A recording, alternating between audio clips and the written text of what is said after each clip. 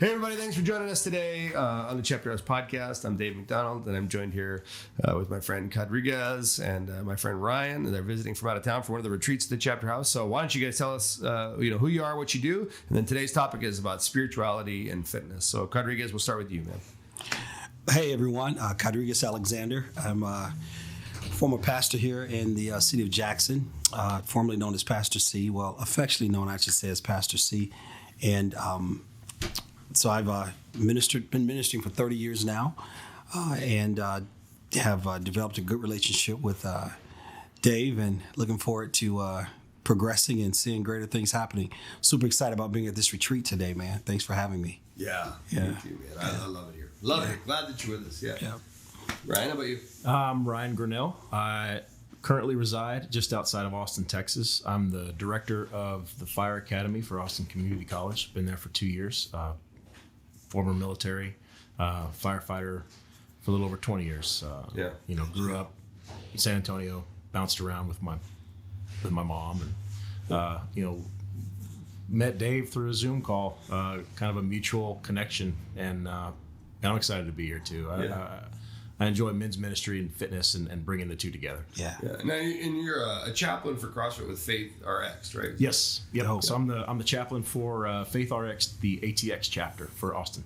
Yeah, that's great. And what's FaithRXd all about? So FaithRXd is about bringing Christ into the workout community, and they do that through outreach, but also through small groups, through meetings, things like that.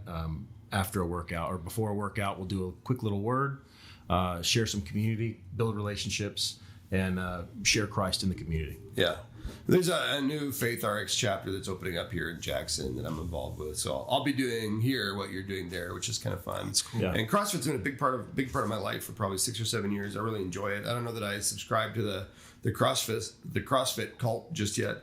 But it's been just a great way, particularly for my family and I, to work out together. I mean, all four of us, Jake, Anna, Carmel, myself, will CrossFit together, which is great. And my children are so healthy and so fit. That's awesome. Really, it's a result. And I was an athlete in high school, and then in college, I went on to play a couple sports in college. And then in the 2 years after college, I gained 65 pounds while doing a master's degree. Wow. It's easy. Yeah, it's easy. You wouldn't think it's easy to get. It's not easy to lose 65 pounds. No, not at all. But I was a fat pastor. There was that Austin Powers movie where the bad guy was fat bastard. Right. Fat guy. I was the fat pastor. Yeah. And then lost a bunch of weight through dieting, through really crash dieting, through the Atkins thing. But and as much as I like meat, I hated eating only meat. Yeah. And staying away from bread, and it really wasn't sustainable. Yeah. And not healthy. And so I did that several times before finally I realized I got to do something to make my body cooperate with me, because I'm tired and I'm run down and I'm on the couch all the time. I can't be there for my kids. Right. I'm lethargic.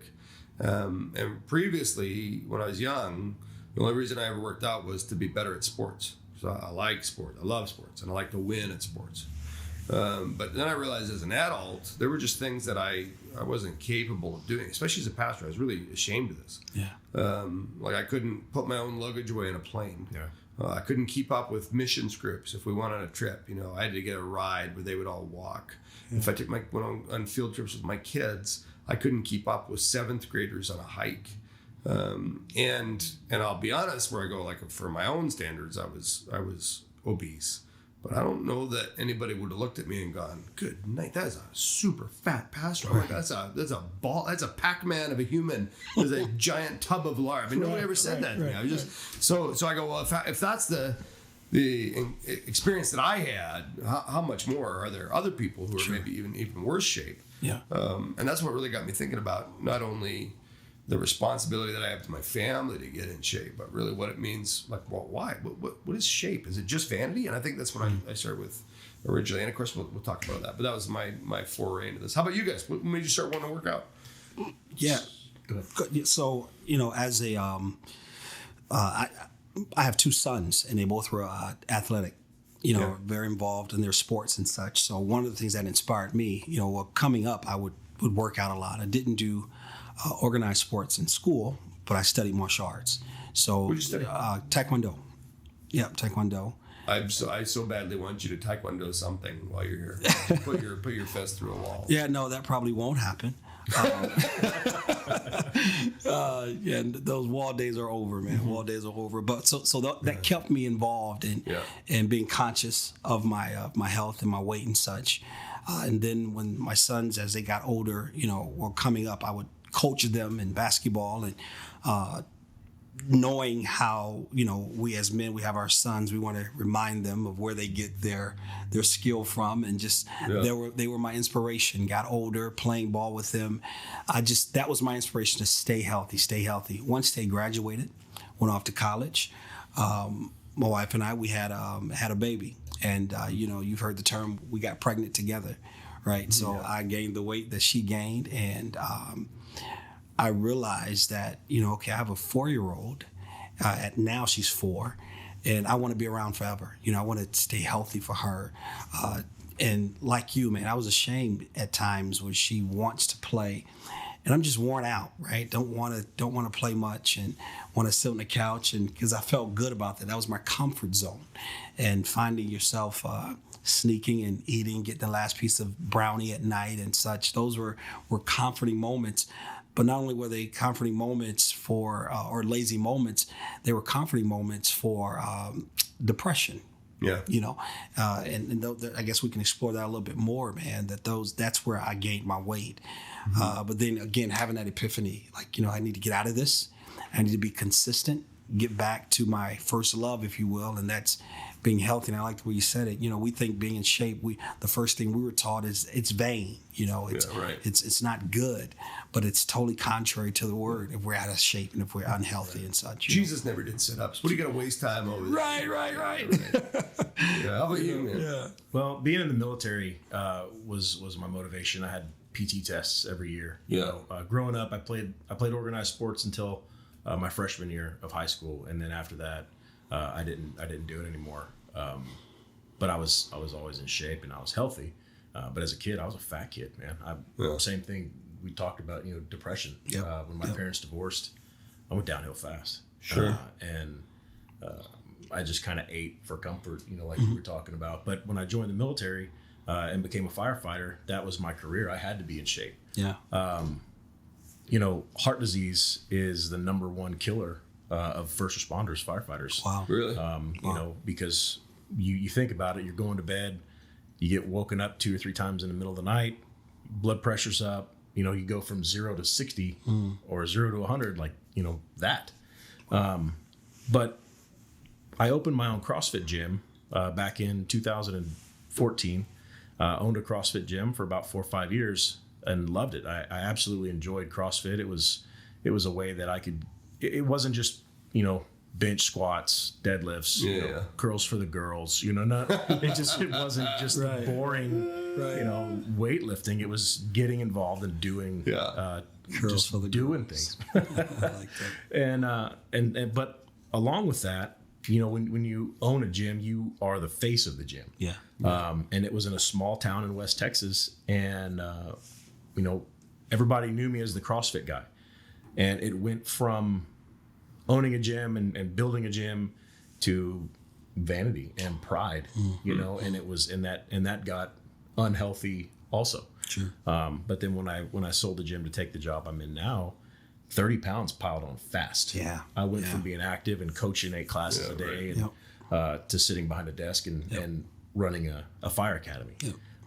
So the sedentary level just set in, and I just kept eating like I was working out though, but I just wasn't working out. And so now getting back into it and having a purpose, like FaithRXd, to go put that in front of me and say, well, I want to be healthy and fit for not only myself, but also because I want to do the ministry work that I'm called to do. Sure. Yeah. There's no way to separate in my mind or differentiate between, this is working out and then this is doing the ministry. It's hard for me to ever look at it that way. I could never look at it like, well, I'm supposed to be healthy. How do I stay in shape for Christ? Yeah. How do I bring my faith into it? How do I glorify God in working out?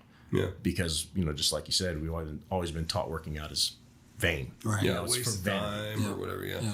See, for me, I come at it from a totally different way. And I do in the sense that I have a holistic spiritual approach. Like I think everything is spiritual. Sure. Rob Bell said it like that. That's a great way to say it. He said some other things that were kind of goofy. That one I think was pretty good. Everything is spiritual. Sure. My whole life is devoted to Jesus. Yeah.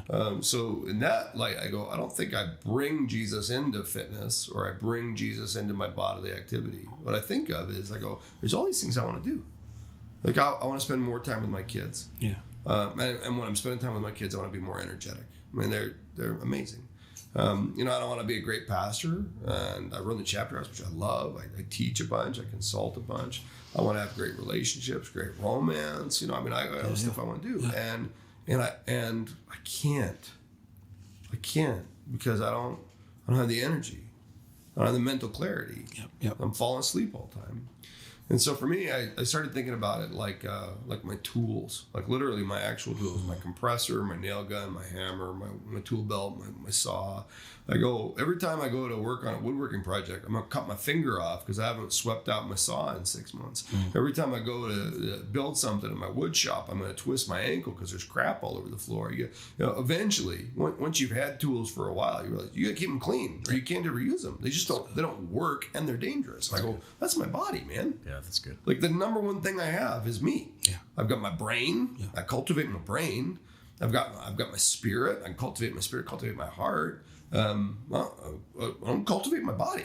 Yeah. So because I'm not motivated by vanity. Like I don't need chicks to think I'm hot. I'm a little past that. Yeah. I don't need to take pictures for the gram. I'm a little past that. Right. So what's the point of doing anything for my body? It's because that my body is how I do everything. Yeah. Everything is my body. Yeah. I hang out with you in podcast. That's going to involve my body. I'm gonna go on a drive with my friends. That's my body. I'll preach. You cannot have a disembodied sermon. Right. And of course, the whole miracle of the incarnation is that God got a body. Right? I mean, he took on meat. That's what incarnation means. Incarnate, enfleshed, in meat. Yeah. So if God thinks the body is important, that's a pretty good indication that I ought to be doing something other than just neglecting it or abusing it, or disparaging it. I mean, so often we just go like, that's stupid, or that's a waste of time. Yeah. And this is one of the areas I think where the secular culture, the marketplace cultures, got way ahead of the church. Yep. They knew the body was important before we did. Yep. And they knew it was something other than just vanity before we were ever willing to acknowledge it. So when I think about our podcast today and the big topic, I would go, well, what are we talking about today? We're talking about honoring God with your body. Yeah. And honoring your body because God gave it to you. Yeah. It's a gift. Yeah. Jump off that a little bit. That's good. Tell me, does that make sense to you? Am I blowing smoke right now? No, that's great. Yeah. One of my personal convictions is healthy living is kingdom living. So in order to be a reflection of Christ, we've got to be healthy, right? You laughed earlier about the being the fat preacher. Yeah. And when I would get back into my workout, I would do my hashtag no fat preacher. Hashtag no fat preacher. I'm not going to be this fat preacher. I think it's in Corinthians. Paul says, first the natural things, then the spiritual things. So we bring balance to that. I don't know that I've ever heard that. Yeah, it's in Corinthians. I read the book. I just don't remember him saying first the natural things, the natural things, then the spiritual. Yeah. In order to be able to grasp the spiritual things, the natural matters has to be in place. For example, if you're energized, you're more excited about praying. You're more excited about reading your word, right?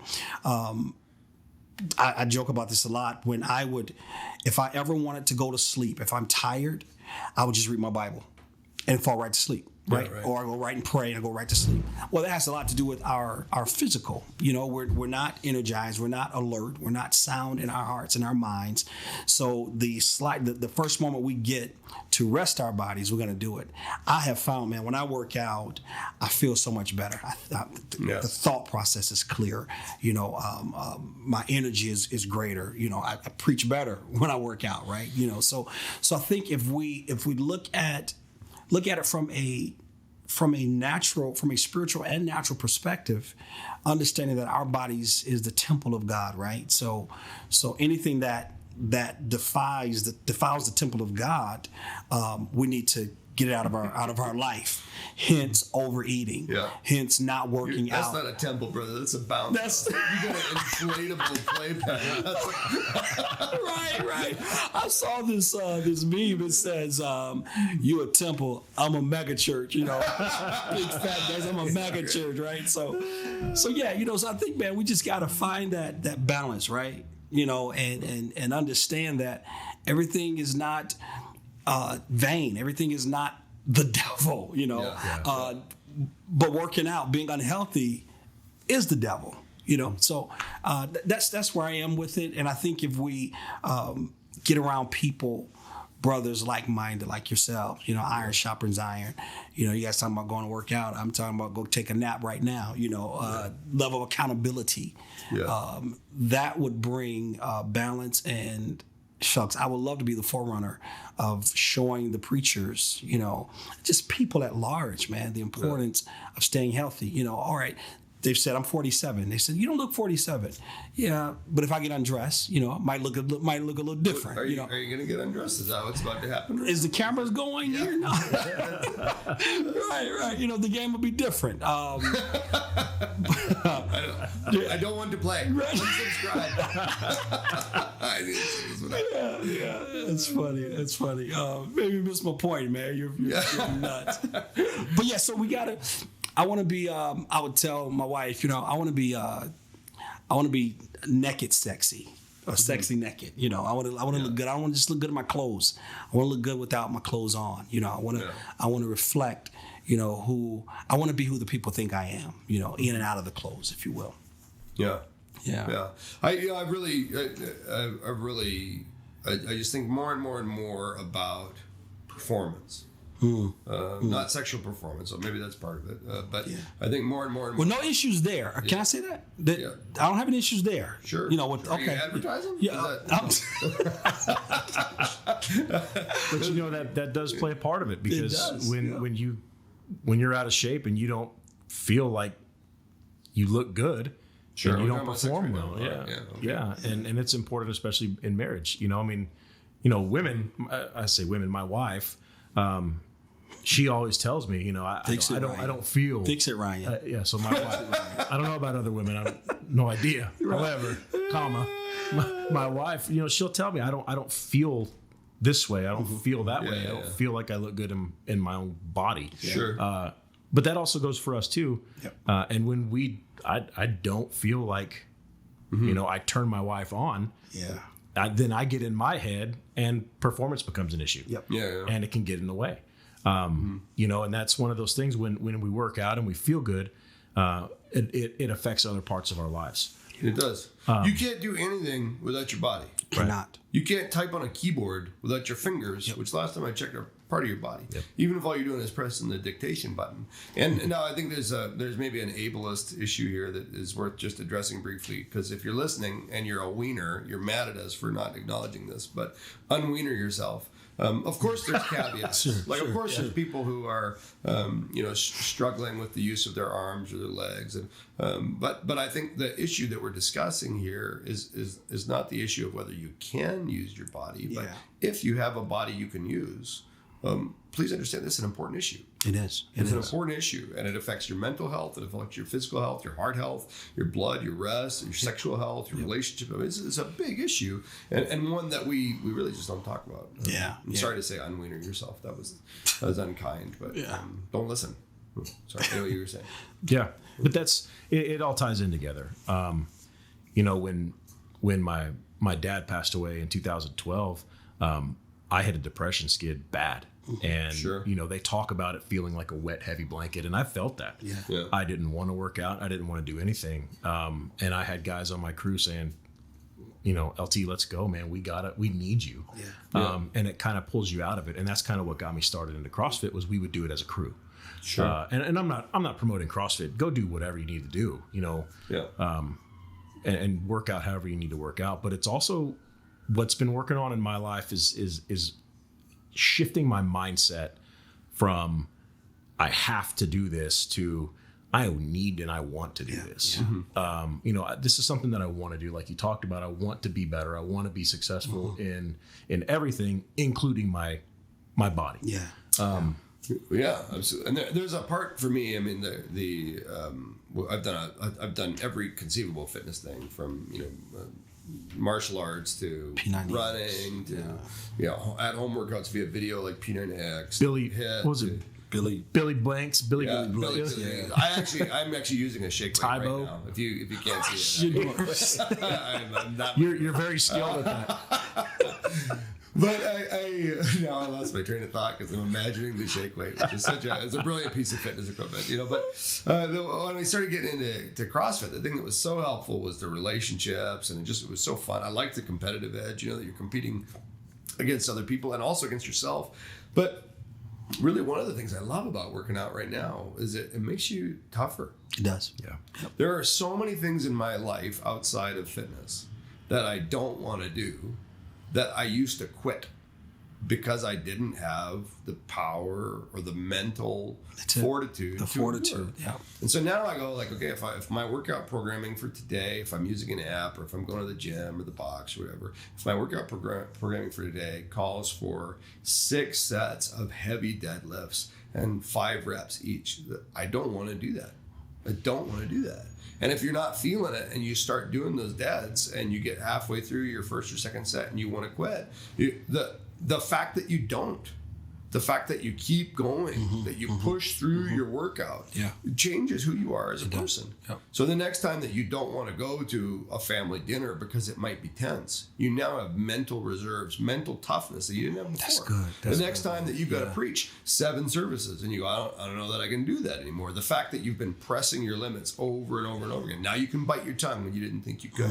Now you can forgive an enemy when you didn't think you could. Now you can work a 20-hour day, which you hope you never have to, but you're probably going to have to do it a few times. And you can. That's good. Because you've done all these hard things in the gym. That's really good. And I think just going, especially when you don't feel like it, and going and doing the program as written insofar as you're capable. I mean, just pushing and pushing and pushing yourself further than you thought. Man, does that change who you are as a person.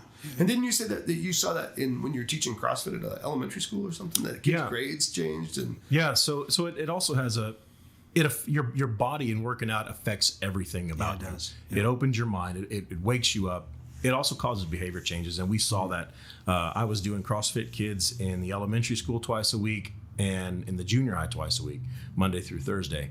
I had problem kids, and it was an after-school program, and it was a grant-funded program. And I had some problem kids in there, and they needed a little bit of discipline. They needed a man in their life. They didn't have that, so that was part of it. But the other part was I pushed them. And they saw things that they could do that they had no idea that they could do before. Yeah. They were doing pull-ups by the end of the semester. Wow. Yeah, right. And it boosted their confidence. Yeah. Well, I had teachers come into me, and I had one student in particular. He was a 3-level reader. Wow. And went to a level 1 reader by the end of the semester. It wasn't all CrossFit, but I think that was a big foundation for his jump off point. Give him a sense of believing in himself. And he went, and he was one of the problem children. I say children. He was, he was a preteen, but his attitude was better. And they came to me and they said, Coach, whatever you're doing, keep it up, because now he's gone from bullying people to helping people in class when they don't understand something. Yeah. And that's part of working out, but it's also the model that they saw. With the program and going, don't quit. This is going to be the hardest thing you do all day. Sitting in a desk and doing work is not tough. It's mentally challenging, but it's not physically challenging. This is going to be the most physical thing you do all day. And if you can push through it and you can accomplish it, everything else is cake. Yeah. It's true. It's true, man. You really think about it. People go, oh, working out is so hard. I can't ever do it. You're like, it's 30 minutes a day to start. Yep. If you're a beast about it, it's 90 minutes a day. Yeah. Only people who are professional fitness enthusiasts, CrossFit athletes, bodybuilders, HIIT instructors, work out more than 90 minutes a day, and they don't do it 7 days a week because your body needs the rest. So when you think about how much TV you watch in a day, because it's probably more than 90 minutes. Yep. How much time you spend on the couch a day, because it's probably more than 90 minutes. Yeah. A good effective workout program you can get it in 30 minutes. Yeah. You can get a really good workout in 30 minutes. I think movement is important. You got to make some type of movement every day.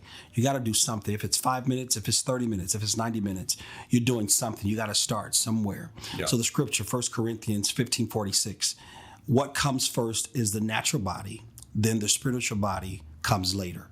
So we're dealing with order. We're dealing with structure, right? We're dealing with things that will help our bodies get right so that we can therefore get our spirit man lined up and get that right. But the working out piece, man, and I want to venture out to even say that it isn't just obesity. There are a lot of small people that are unhealthy.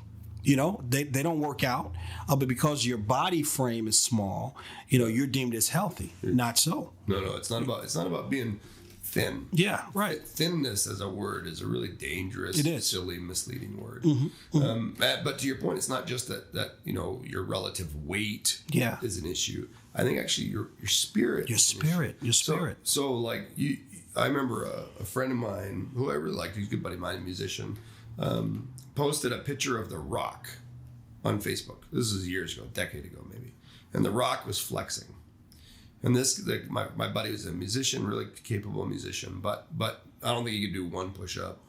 And kind of sneered at that gym class kid. Sure. He posted this picture of The Rock on Facebook, and then underneath it writes like 4 lines of ha ha ha ha ha. And I'm like, if you've gone to the gym once, you will never make fun of anyone for going to the gym. Right.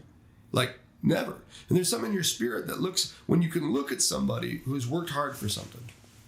And laugh at them. Yeah. There's something corrupted in you. Because I guarantee you, The Rock is not listening to this kid play guitar and going, ha, ha, ha, ha. Like, that's small. Yeah. And there's a lot of smallness in church. It is. Where we go, like, how could you, Mom, how could you go to your aerobics class? Mom, how could you run around the track? Mom, how could you get distracted by your boot camp videos? Or whatever? You're like, well, why are we picking on moms? Dad, how can you try and train your glory days? Or Dad, how come you go out with your friends and lift weights? And why are we picking on dads? And the average person that does that is what? Out of shape.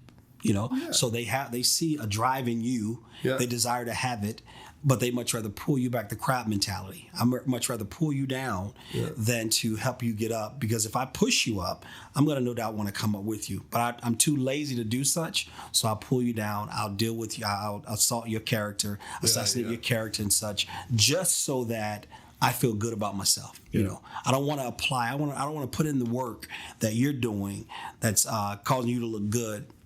A hater is someone that wants what you have, but is too lazy to go get it. They don't want to go get it. They don't want to go get it. Yeah. And a lot of times they convince themselves they don't really want it. Mm-hmm. And then they convince themselves that not only do they not want it, but anybody else who wants it is stupid, foolish, misguided. Yeah. And one of the things that I would tell my members was, I want to be around and I want to lift my grandkids up and play with them and keep that up. Oh, yeah. But I also don't want to end up in a nursing home. My wife was the director of a rehab and nursing home.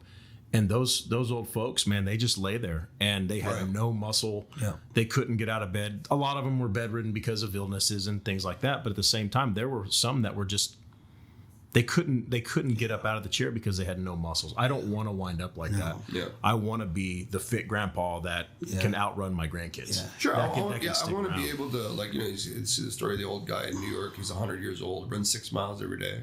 That's awesome. I don't want to run 6 miles a day today, but I want to be able to hike. I want to be able to swim. I want to be able to play.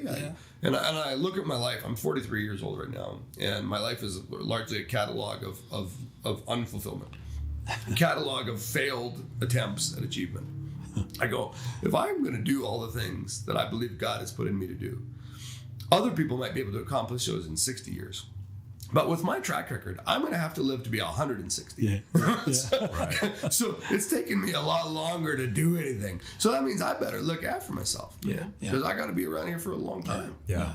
And when Chip Ingram said it the best to me, he said, you got to think great thoughts about yourself. Yeah. Not in a vain way, but because God made you and you're created in the image of God. Yeah. And so we have to think great thoughts about ourselves in order to get ourselves in that mindset of, you know what, I can do this. Yeah. I want to get healthy and I know I can do it. Even if you fail, John Maxwell says, fail forward. Yeah. Don't fail back, fail forward. When you fall down, get up, learn from it, move forward. Well, we were having a discussion about that in the chapter house today in one of our sessions. But the Greek word in the New Testament for salvation or saved is the word sozo. And it means healthy, whole, well. And so I go, like, if what you want is to be saved, yes, I believe in an actual heaven and eternity with Jesus and all that. But you can experience salvation on earth, as it is in heaven. You work out your salvation with fear and trembling. You be healthy, you be whole, you be unified, you be sound now. Yeah. And a big part of that is bodily, not just because your body will be transformed and you'll be fitter, but because the process of transforming your body transforms your spirit and your mind. That's good. And we have too many Christians without endurance, without mental toughness, without fortitude, without stick-to-itiveness, without discipline, without optimism, without agency, without a belief that what they do actually can make a tangible difference. And physical fitness and training doesn't fix all of that, but physical fitness and training positively affects all of that, and certainly puts you on the road to well-being, which is critical, man. And people will say, well, Jesus never did that. The Apostle Paul never did that. Yeah, they also didn't eat saturated fats and watch Netflix for 10 hours a day. Right. I mean, their whole lifestyle. I mean, if Jesus was a tecton, a tradesman, a carpenter, a craftsman, right? It's not like he was sitting on his butt all day. Exactly. I mean, he's getting rest. He's working. He's eating foods that are actually picked out of the ground instead of picked out of a box. And he had some advantages that we don't have. So it's a faulty parallel to say, well, they didn't do that, so we shouldn't do it either. That's just no. They had a healthy lifestyle, and they looked at obesity as a sin. I mean, they followed that. That was one of those laws that. Sure, Herod was obese, but what kind of character was he? He was obese, and he also had worms growing out of his penis, we're told historically. So if you want penis worms, stay away from the gym. Yeah, exactly. So is it time to go now? Because I don't want penis worms. I don't want penis worms. Worms coming out of my penis. No, sir. Well, let's talk about how. If somebody wants to be fit, how do they do it? In your mind, what is the single best fitness methodology? For me, it's CrossFit. It's not just the. Is there any high intensity interval training, or specifically the CrossFit high intensity? I think for me the important part of it is the community that goes with CrossFit. Sure. That's huge for me. Yep. Being a firefighter, it's about a brotherhood. It's about family. Yeah. Military, same thing. Yeah. I love the community aspect of it. Yep. I've been to other HIIT classes, and it's not the same. It's not the same. So for me, the CrossFit model is the best that I've found. We tried going to a regular gym when we moved to Bastrop, and you see those guys sitting on the bench and they're scrolling Instagram, and then they'll put their phone down, then they'll do some curls or some flies, and then they'll get back on their phone. It's like, bro, are you done? Yeah, right. I need to jump on because I need to get out of here. Yeah. Is it cool? Yeah. Oh yeah, I'm almost done. I got a couple sets left. Well, do your sets and let's get going. Yeah. It doesn't give you any time for that. It's let's get in, let's warm up. Yeah. Here's what we're gonna do today. If you don't like it, bye. Yeah. That's it. Don't come back. Yeah. How about you? P90X worked well for me. Oh, it's a great program. Yeah, great program. It's a level of accountability because you're marketing, you're keeping track of what you're doing, and you're working your entire body each day against your body weight, right? So, of course, they have the other little small weights and whatnot, but I've found that has been very successful and productive for me. Being consistent with it, seeing the results, because you're challenging yourself. And I think that's where it comes in again at mental toughness. Nobody can beat you being you. Right. You the best you could ever be. So if I have a goal set, in 90 days I expect to look this way, and I see the results in 2 weeks because I'm consistently doing it. That's my drive. That's the fortitude that I need. All right, let me keep going. All right, another 2 weeks. And the moments, like you said, Dave, you don't feel like going, but when you get there and you start doing it, man, you feel so much better. Yeah. It may not feel good to you, but it's going to be great for you. Yeah. So P90X has been my friend, my go-to. Yeah. I love it. And like you, I've done these military diets. You see, man, I'm gaining this weight. I do the 3-day military diet, hit it. Is it healthy to do it consistently? Not at all. But it works for me, right? Yeah. It's my jump start. keeps me going, helps me get started and moving forward in that. So P90X is really good for me. I take my hat off to the CrossFit, guys. You guys get it in, man. But P90X works for me. And then just doing the martial arts, working out within or at home by myself or whatever. It works out really good to me as well because it helps me get centered. You studied it, so it helps you get focused. And I have a quote: "Focus is not an option; it's a requirement." Mm-hmm. So throughout life, you've got to focus. And what's your focus? My focus for the next 90 days is to lose 20 pounds and to have some definition. Mm-hmm. That's my focus. That's my drive, and that's what I'm going to focus on. And again, P90X helps me do that. Yeah. Oh, that's cool. Do you have one? Go ahead. Sorry. I was going to say, I love CrossFit. It's so healthy for us. Really, though, I get bored doing the same thing all the time. Yeah. And once you've been around CrossFit for a while, like I said, maybe 6-7 years you've been CrossFitting, it always kind of feels the same. Mm-hmm. So one of my favorite things to do when I travel is I look for peculiar fitness classes in town, which has allowed me to do, my favorite one was we did kendo sword fighting fitness, which was great. Wow. Boxing fitness, which was I see that? I think I saw you do that, yeah. I don't like yoga, but I always try and do yoga when I go somewhere, just because, again, it's different. I'm always embarrassed by how much I sweat, or Pyo or Pilates or whatever. Sure. The one thing I try to avoid is running, because I'm old and it hurts my knees, Mm-hmm. But I'll still go and do it. I mean, a running workout, a track workout. Beach running is a lot of fun, but I like to try anything.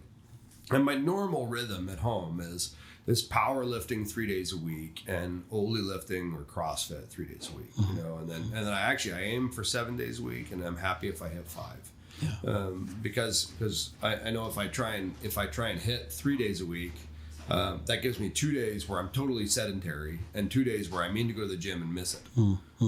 And so what I want is to have a more active lifestyle. Yeah. Right. I want to keep my metabolism up. I want to keep active. I want to be like a shark, where I'm always swimming. You stop moving, you die. Yeah. I want to die between midnight and 5 a.m. every day. That's fine. But after that, I got to go.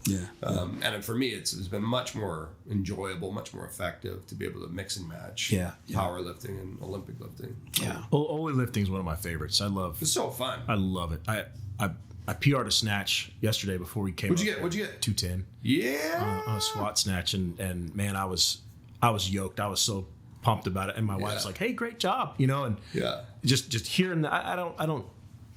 You don't do that for to get the affirmation, but when you get it, it's good, and that's one thing that I really liked about CrossFit. If I work out by myself, it's cool. I mean, it's good, but I can quit a lot easier. If I'm in the middle of a class and other people are doing burpees over the bar and I want to quit, I'm like, nope, I'm not doing it. Yeah. So it's that accountability like we talked about. I have that accountability there, and it forces me to keep going. Yeah. Especially if you get somebody who's really close to your level of ability. Yes. That if you're matching them, rep for rep, you're like, oh, I can't quit. I can't quit. And then I go, if it's 20-minute workout for 18 minutes, I'm going, I can't quit. And for 60 seconds or 120 seconds at the end, I'm going, I'm going to beat them. Right, yeah. I'm going to stop sandbagging, and I'm going to start going as hard as I can. Which, if I was by myself, there's no way I speed up in the last 2 minutes. No. Like, no thanks. It works better for me. I put my headset on, and I'm in my zone. If I'm not doing the P90X, we have a treadmill at home. I get on the treadmill, and I'm gone. 4 songs, I done hit 20 minutes. Get another 2 more songs, I'm at my 30. So that works for me, getting in my zone. I've worked out with people, man, a few times. Not a group, but, I'm going, you want to go to the gym with me? Yeah, I'll go. And you talk the entire time. Oh, yeah. That's the worst. I've experienced that more than one occasion, just several times. I get that. And then once I forgot my headset. And everybody wants to talk to you. It's like, no, not today. So I just find, for me personally, working out by myself in my zone works a lot better for me. What's funny is you said that. My wife likes to run. I hate running. Same thing. I'm, a couple knee surgeries, ankle surgery. It sucks. Yeah. I hate running. Yeah. But she says, hey, let's go for a jog. I can't run with her because I have to listen to music. Yeah. I have to lose myself. Yeah. I put on 8 Mile and I'm gone. You know, like I get into that zone. Are you gonna go to 8 Mile while you're in Detroit? Yeah, you know, You can't. You go in the daytime. I'm a CB rabbit. Right. But I and she wants to talk. You know, my wife is a very relational person, and I'm like, babe, if I'm going to suffer through this run, I can't think about it. I can't talk and I'm trying to hold a conversation and breathe and run at the same time. It just doesn't work for me. So losing myself in the music when I run is one of those things that I have to do. It is. It's funny that you said that when when you don't have it. Yep. The talking happens. It happens. It happens. What about you guys done SoulCycle? You tried SoulCycle? No. So SoulCycle is a spin class with a meditation and that led by a cheerleader. So I kept hearing about it and I thought, well, this is so. Actually, what happened was, this is so funny.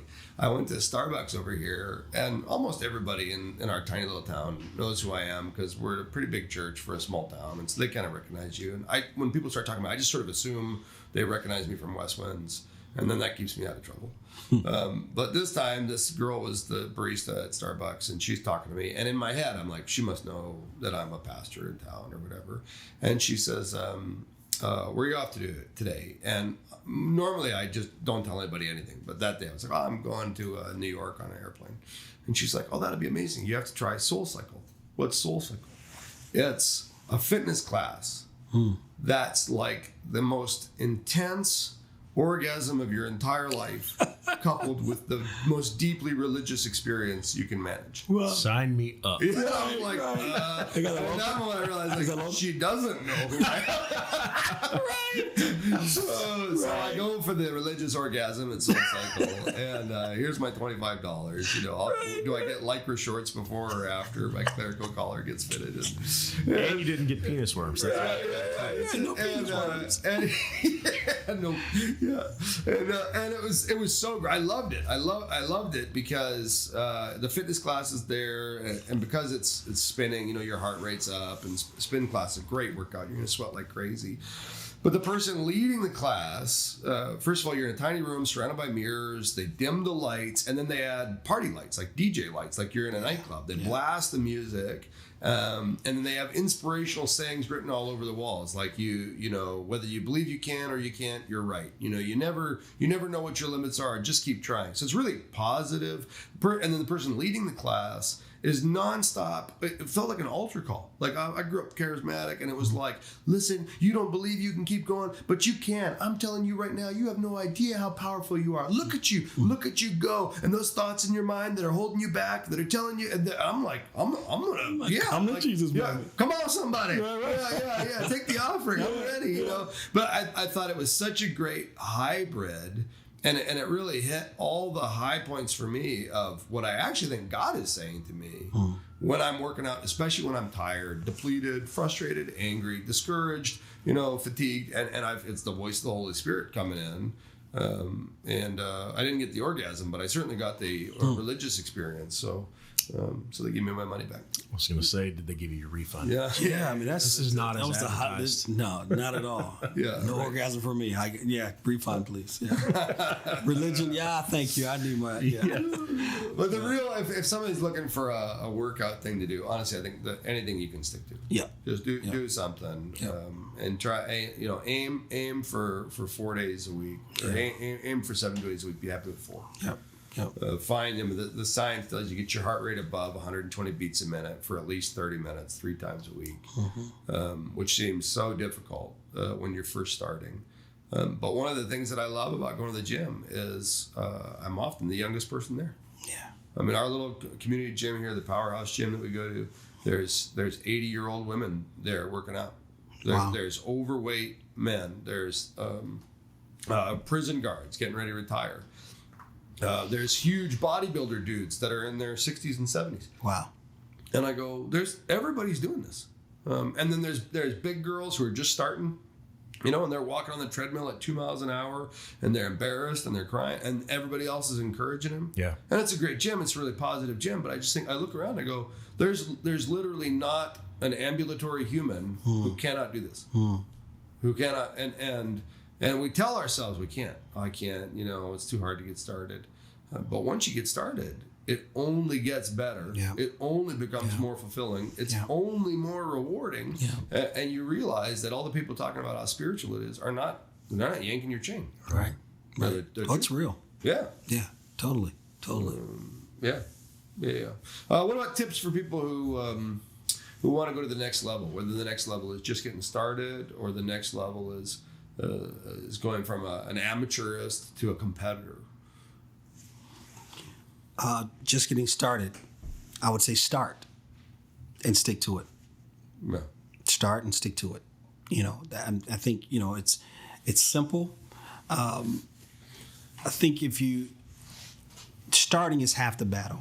We talk about our goals, and I love how you said it. So many things that you've started, but you failed at. Well, the beauty is you started, right? So when you start again, you're halfway there because you failed at it, but you've learned your lesson and you keep moving. And I think the same principle for working out is starting. Once you start, you'll enjoy the accomplishment, whether it was 5 minutes or 50 minutes. You started, and then you stick with it.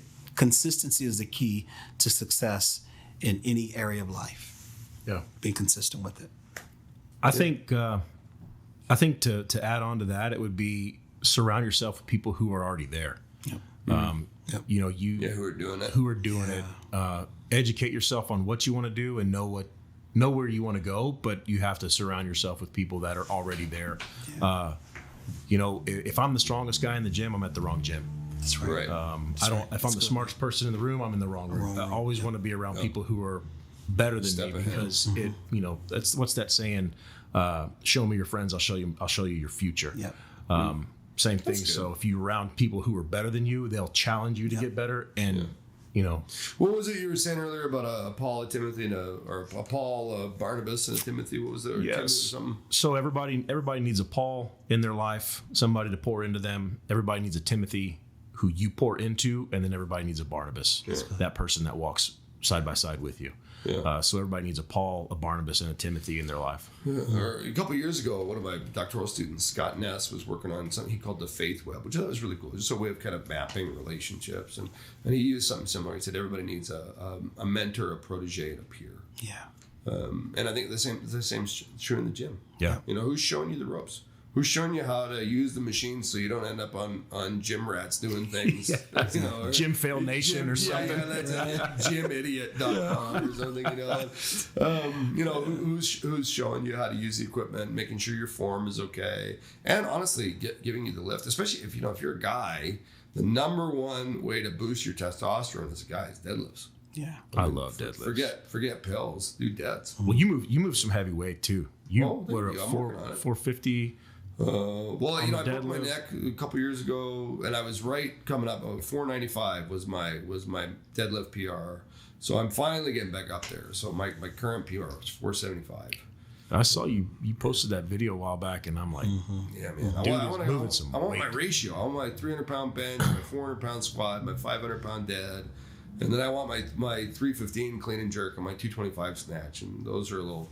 But I'm close on my big lifts. Close, but breaking your neck puts you back, man. Wow.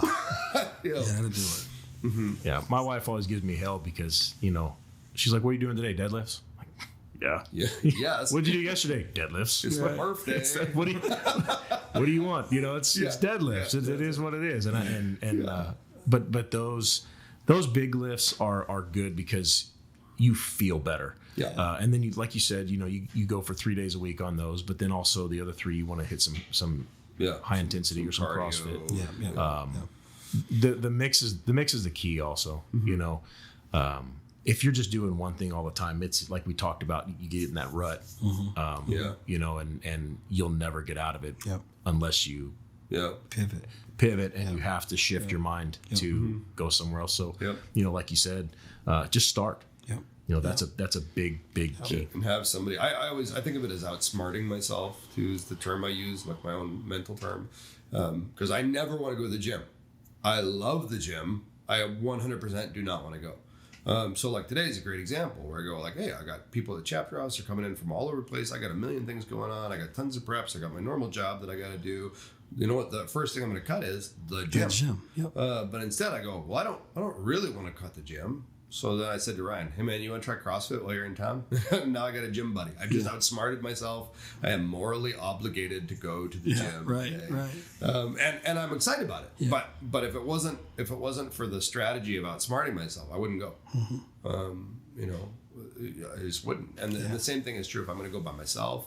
I'll make sure I go before I go to work, or I'll go on the way home, because once you get home, it's a wrap. It's over. Yeah, it's fly paper, man. You can't get out of the house. Yeah. You're done. Yeah. So, all right. What about who should work out? Who should really? If they're listening today and they go, oh, I wonder if they're talking to me. You. Yeah. If you're listening, you. That's it. This is for you. Yeah. For you. And no shame that you haven't, No. but just because I took 15 years off, and I regret it on the far side. Yeah. And the people will routinely comment on my work capacity, my productivity, and my energy, and like 98% of that is directly related to the lifestyle I have associated with physical fitness. Yeah. Beautiful. Beautiful. So yeah, just And never say you can't. That's Know, right. there's a paraplegic that comes to our gym, and they modify everything that we do so he can do it. Yep. There's something that you can do. That's right. And instead of pull-ups, they throw a band over the pull-up bar, and they have him do lat pull-downs with a stretchy band. Wow. That's cool. There's so many different things that you can do. Yeah. Don't ever limit yourself because of a physical limitation. Get out and find something else to do, because there is something out there. Well, because remember, at the very beginning of sort of workout fitness culture, is we made stuff up to compensate for the sedentary lifestyle of the modern age. Yeah. Like in Greece, they didn't train with weights; they just wrestled and lived. And now you realize we don't wrestle. And we don't walk anywhere. We drive cars. We're living like we're in WALL-E. We sit around on our portable couches and have machines feed us shakes all the time. Right. So we get too caught up then on, well, I don't have a Bowflex. I can't get started working out. I don't have a Peloton. I can't get started working out. I can't afford the P90X DVDs or pirated copies from the guy at Cash Converters. Right. I can't get started working out. You're like, dude, do a push-up. Yeah. Do a push-up on your knees. Yeah. Do half a push-up. Do a sit-up. Yeah. Do air squat. I mean, just make up something to do so that your body works. And then once you get the serotonin going, the adrenaline starts to go. You start seeing some of the results. You'll get smarter about it and better about it. Or you Google body weight workouts. There's 8 million resources. Or here's something even simple. So we're talking to you who's listening. Do 15 push-ups a day, right? Mm-hmm. And do 25 sit-ups a day. Mm-hmm. Start there. Do 5. I don't do push-ups. I hear you talking. Do 5 in the morning, 5 in the afternoon, 5 in the evening. Yeah. Starting somewhere. And for God's sake, stretch every day. Oh, no, stretch no, every don't Let's not day. talk mobility. Listen. Oh my God. That I is see your so, mobility and I raise you more deadlifts. Okay, so one thing, this is great. I can't believe I totally forgot about this, but did I ever tell you, or have you heard the thing about that I did with the Murph? Did I tell you this already? No. So the Murph is a really intense CrossFit workout. It's called a hero WOD, a hero workout of the day, named after Lieutenant Michael Murphy, who died in a raid gone bad with the SEALs in Afghanistan. The movie Lone Survivor has Lieutenant Michael Murphy die in it. That's the story. He was not the lone survivor. So he did this workout all the time. He runs for a mile wearing a weighted vest. Was a 45-pound weighted vest. 45-pound weighted vest. It's a tactical vest, a bulletproof vest. Run for a mile. Then he would do 100 pull-ups, 200 push-ups, 300 air squats, and then he would run for another mile. The entire time with the vest on. Yeah, you wear the vest for the whole thing. And he would do it, I think, in 30 or 40 minutes, because he did it frequently. And every year on Memorial Day, CrossFit gyms all over the world do the Murph. So it's a big thing. It's like a tradition. Well, I have a brother in the military who I care about very much, and we have a lot of people at Westwinds who are in the military. And I always am looking for ways to show my support to the people who serve. And so one year I got the idea that I was going to do the Murph every day for a month. And that every time I did the Murph, I was going to pray for a particular either veteran or active duty service member in my life, friends, brothers, parishioners, whoever. And so then I ended up going a little longer than a month. I did the Murph every day from Memorial Day to the 4th of July. And that was grueling because the Murph will beat you up, man. That many pull-ups, your shoulders are torqued. Yeah. That many push-ups with a weighted vest on. I did every conceivable configuration of the Murph. Some days I'd run, 400 meters and then do a few push-ups, whatever. I did every possible way to do it. The one day, I don't remember what. I think there was one day that it took me like an hour and 25 minutes. Because I did it with one-legged pistol squats, and handstand push-ups, and strict pull-ups. Yeah. And it was awful. Yeah. And then it took forever. And then one day I did it with a high school wrestler who didn't wear a vest. And we finished it in like 34 minutes. Because the whole time I was like, there's no way I'm losing this kid. Like, I'm going to kill myself. And then I think I did. But I look back on that and I go, well, I'm never doing that again. Because that was brutal. But I also go, there's literally nothing that I won't try after that. Like, you want to do a triathlon? I should probably learn how to swim. But okay, I'm ready for the saddle soreness. You want to hike through the Canadian Rockies? Like, I'm ready. Because and I wasn't supremely fit when I started out, and nobody was making me do it. I would post one Instagram thing a day, and then do it, and then I would just pray for the people.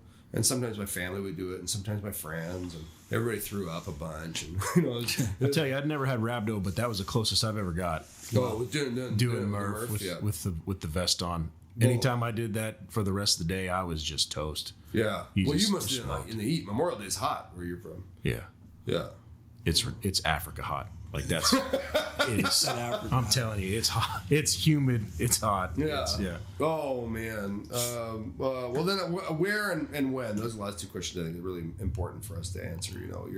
Your body is the way you manifest love in the world. That's from a Christian book that I think was really great called Train to Love. And so it's so critical, man. Anything you're gonna do with any way you will show love is bodily. You hug. You kiss, you verbalize it, you wink, you wave, anything you do. You move somebody's luggage, you mow somebody's lawn, you have dinner with somebody. Any way you manifest love is bodily. Yes. And so it's so critical. It's such a critical part of who we are. Yeah. And we talked about what it is, why we do it, why it's important. And we talked about who should do it, everybody. So when and where? Because most people don't feel like they have the time. And that's, I think, a big issue. How do you make the time for it?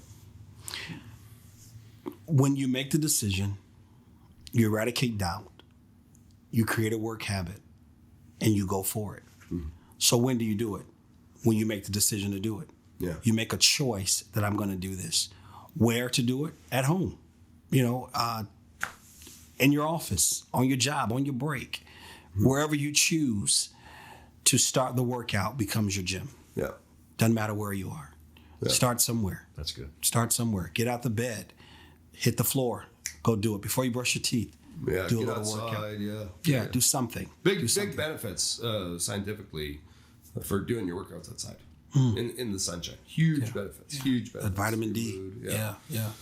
So you make a decision to do it. You eradicate doubt. You make a choice to proceed, and you go for it. Create a work habit, a work ethic. Yeah, and go for it. How about you, man? What's your advice? So for me, I feel better when I work out in the mornings. My schedule has shifted at the beginning of this semester since I started coaching PT for my cadets. So I'm up at 4 a.m.